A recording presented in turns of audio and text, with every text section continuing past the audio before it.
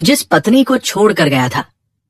सालों बाद आईपीएस बनकर लौटा तो उसे गोबर के उपले बनाते देखा। फिर ये सच्ची कहानी है गोरखपुर की।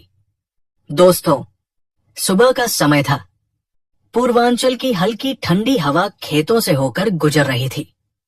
गोरखपुर जिले के पास बसे छोटे से गांव रामपुरवा में धीरे धीरे लोग अपने रोजमर्रा के काम में लगने लगे थे।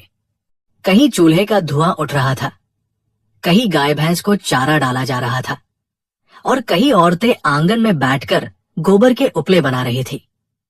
मिट्टी और धुएं की मिलीजुली खुशबू पूरे गांव में फैली हुई थी। गांव के किनारे एक छोटा सा कच्चा घर था, जिसकी दीवारें समय की मार से थोड़ी झुक गई थी। उसी घर के आंगन में एक औरत चुपचाप जमीन पर बैठी गोबर के उपले बना रही थी। उसका नाम सविता था। उसके हाथों में गोबर और मिट्टी लगी थी।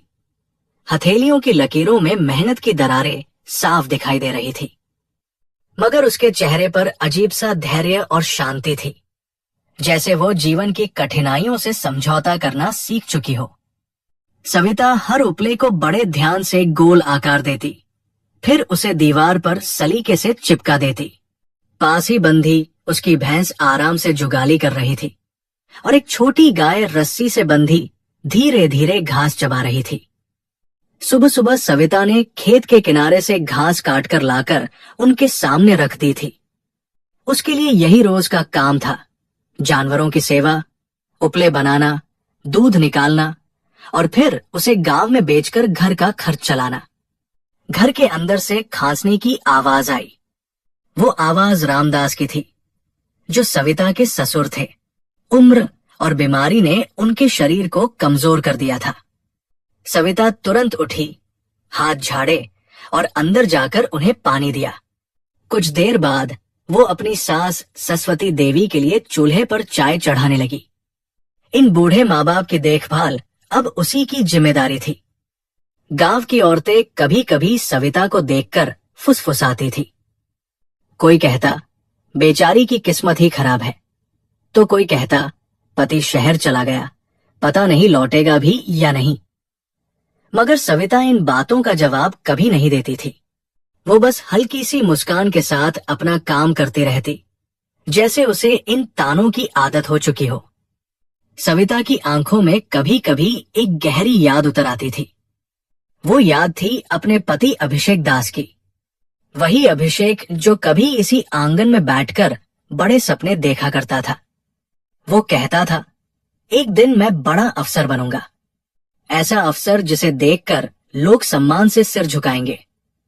उस समय गांव के कई लोग उसकी बात सुनकर हंस देते थे, लेकिन सविता हमेशा चुपचाप उसकी बातें सुनती और भरोसा करती। सविता को वो दिन आज भी याद था, जब अभिषेक पहली बार शहर पढ़ने के लिए गया था।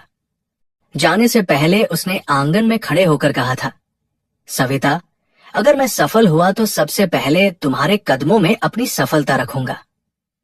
उस समय सविता ने सिर्फ इतना कहा था, तुम बस पढ़ाई करना, घर की चिंता मत करना। उसके बाद से सविता का जीवन जैसे एक लंबी परीक्षा बन गया था। सुबह 4 बजे उठना, जानवरों को चारा देना, खेत से घास लाना, दूध निकालना, गांव में घर घर जाकर दूध बेचना और फिर दिन भर गोबर के उपले बनाना। यही उसका रोज का जीवन था। कभी कभी थकान से उसकी सांसें तेज हो जाती, मगर वो रुकती नहीं थी। दोपहर तक आंगन की दीवारें उपलों से भर जाती। सविता उन्हें ध्यान से देखती, जैसे हर उपला उसके जीवन की मेहनत की कहानी हो।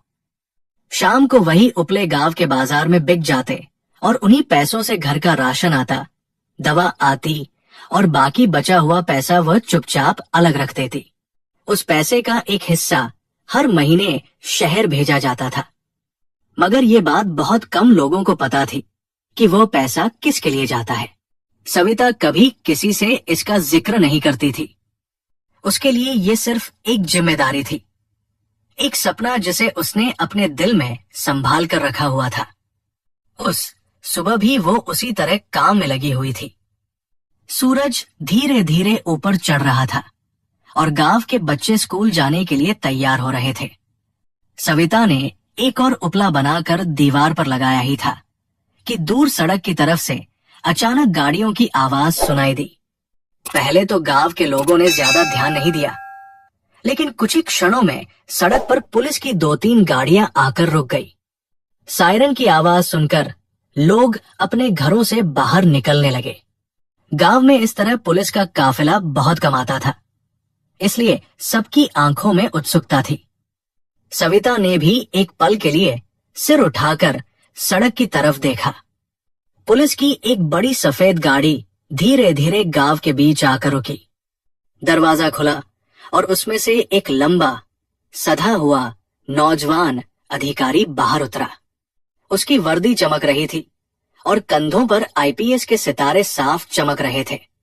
वो अधिकारी कुछ क्षण गांव को ध्यान से देखता रहा, जैसे किसी पुराने दृश्य को पहचानने की कोशिश कर रहा हो। फिर उसकी नजर धीरे धीरे घूमती हुई उस आंगन तक पहुंची जहां सविता जमीन पर बैठी उपले बना रही थी। जैसे ही उसकी आंखें सविता पर ठहरी, उसके चेहरे के भाव अचानक बदल गए। उधर सविता ने भी जब उस अधिकारी की तरफ देखा तो उसके हाथ में पकड़ा हुआ उपला धीरे धीरे नीचे गिर गया। मिट्टी का वो उपला आंगन की जमीन पर टूटकर बिखर गया और कुछ पल के लिए समय जैसे वही ठहर गया। आंगन में गिरा हुआ उपला जैसे उस पल की खामोशी को और भारी बना गया था।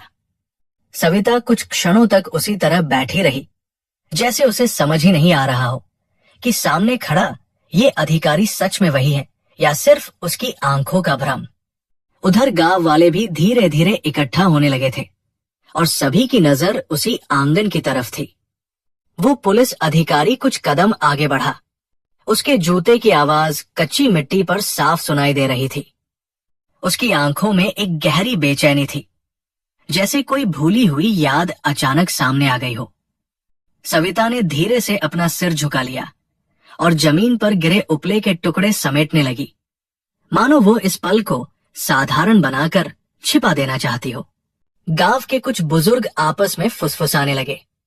किसी ने धीरे से कहा, अरे ये तो वही अभिषेक लगता है। दूसरे ने हैरानी से कहा, क्या सच में वही है जिसने कभी इसी गांव से शहर जाकर पढ़ाई शुरू की थी?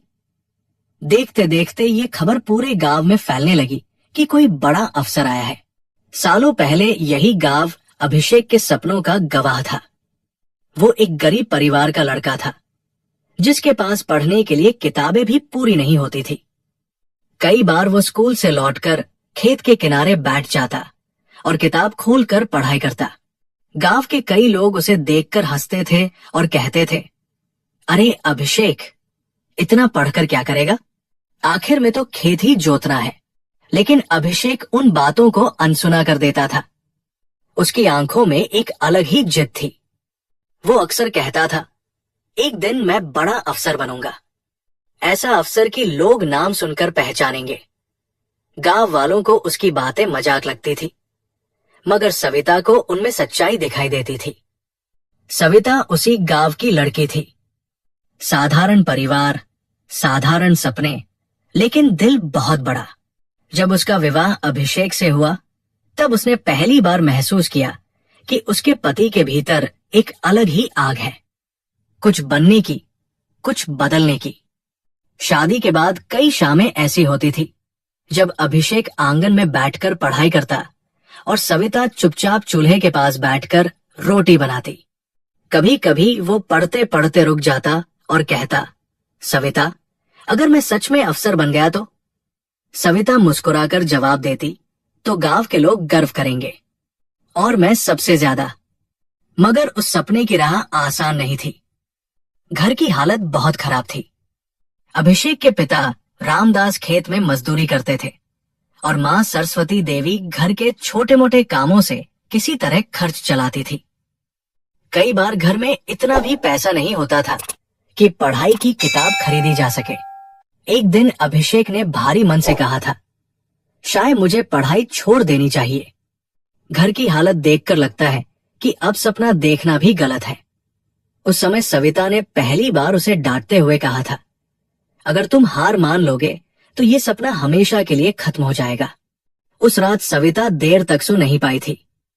वो चुपचाप आंगन में बैठी आसमान को देखती रही। उसके मन में बस एक ही बात थी, अगर अभिषेक का सपना